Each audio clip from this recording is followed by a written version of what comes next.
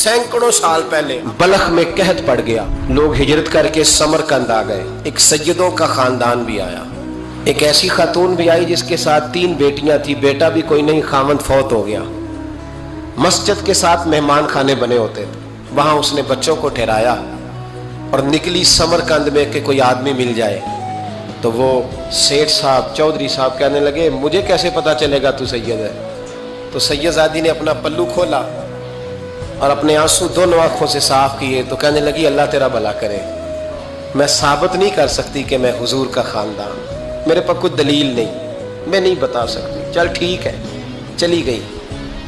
کسی نے بتایا کہ یہاں ایک یہودی بھی رہتا ہے، وہ بڑا سخی ہے، یا آتش پرست ہے یا پارسی ہے کافر غیر، سخی بڑا ہے۔ اس کے پاس گئی، بیٹھی رہی، لوگ بیٹھے تھے، جب چلے گئے تو قریب گئی، کہنے لگی مجبور ہوں، پریشان ہوں، غریب نہیں ہوں۔ کہنے لگا بی بی تجھے کبھی دیکھا نہیں، سمرقند کی اتنی آبادی نہیں، میں سارے شہر، تو کون ہے؟ تو کہنے لگی تعارف نہ ہی پوچھے تو اچھا ہے۔ اس نے کہا چلو اگر پتہ چل جائے تو۔ کہنے لگی میں مسلمانوں کے نبی کی اولاد ہوں۔ مسلمانوں؟ اس نے کہا پیغمبر خدا کی اولاد؟ اٹھ کے کھڑا ہو گیا، بی بی کو ساتھ لیا، گھر گیا۔ کہنے لگا جو صاف ستھرا کمرہ ہے نا اسے پھر دھو ڈالو، ایک دفعہ پھر دھو ڈالو۔ کمرہ دھلایا، صاف کرایا۔ پھر کہنے لگا بی بی میرے برتن زیادہ صاف ستھرے نہیں، میں نئے نہ خرید کے لا دوں۔ پھر نئے برتن لایا، پھر اپنے بچوں سے کہنے لگا اونچا نہ بھولنا کہ سیدہ فاطمہ کی شہزادیاں آئی ہیں، یہاں کوئی شخص اونچی بات نہ کرے۔